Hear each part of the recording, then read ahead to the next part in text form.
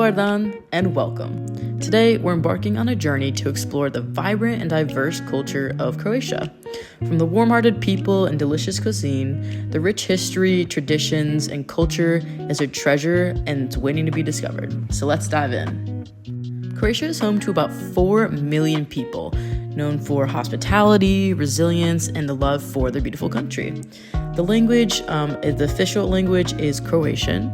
It's a South Slavic language and it's written in a Latin alphabet. A lot of the Croatians are like multilingual, so they speak English, German, Italian, specifically in tourist areas. I would say the area we were in, Pula, was pretty easy to kind of navigate and discuss with locals. I had wonderful conversations with some of the locals, whether it was shopping or just kind of dining out, seeing the sights. They were so sweet and they were so open to kind of hearing where we were coming from and how long we were staying for, and kind of just giving us recommendations for Pula altogether. To kind of target more of the values and lifestyle, I would say that family is the heart of Croatian culture. I felt that there was a lot of like ties and respect for elders when it came to kind of just communicating with them. And there was kind of this deep sense for like pride and cultural heritage that was kind of reflected, whether it's like just the festivals or customs that they have. And then also to tie into lifestyle, it's kind of more like laid back and relaxed. There's a strong emphasis on really enjoying these simple pleasures of life, whether that's relaxing on the beach, or even just kind of talking and having a strong social life. And I felt that cafes and restaurants were just a very like big gathering spot for kind of conversation and to kind of meet new people, but also kind of just expand upon and relax. Now to jump into more of the Croatian cuisine. In Sanovia, they're mainly known for like hearty dishes with like meats, potatoes, and paprika.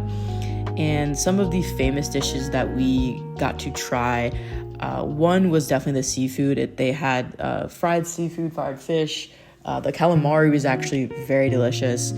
And every dish is kind of centered around how important the olive oil is to them. They kind of think of olive oil as like the elixir of life when it comes to who I was staying with in the house.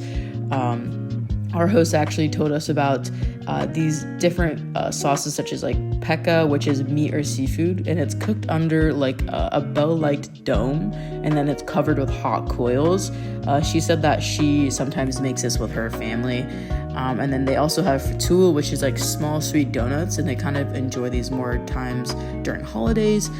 But she kind of explained that to us while we were staying with her, and it was just delightful to kind of learn about more of the dining etiquette, whether it's like, for example, it's kind of customary to say dobar tek, which is like enjoy your meal before you start to eat. Moving on to more of the Croatian history. During the ancient medieval periods, the Aryans were the original inhabitants, followed by Greek and Roman influence, and then many of these like ancient ruins are still visible today from those influences. And also kind of Croatia became more of a kingdom that later joined Hungary. And then during the Ottoman and Habsburg influence, parts of Croatia were under Ottoman rule, like specifically the eastern regions, while others kind of fell under the Habsburg monarchy. And this kind of left a lasting impact on like architecture, art, culture, and cuisine tied to Croatia. And then we can see these Croatian traditions and really how they're deeply rooted within the country's history. And this kind of expands upon different festivals that happen, such as the Dubrovnik Summer Festival. This is like an annual event that we were told about that has kind of more theater, music, and dance performances within like a historic setting. And then specifically Carnival, which is a widely celebrated, especially in Rijeka. It's like colorful parades and masquerades where people dress up.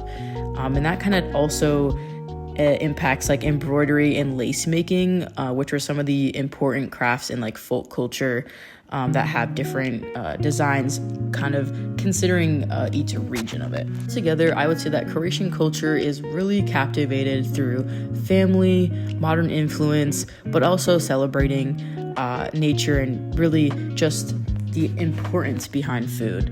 And whether you're enjoying a meal by the Adriatic Sea, exploring ancient ruins, or even just joining a lively festival, you're really experiencing what makes Croatia so unique. Havla, and thank you for joining this cultural exploration.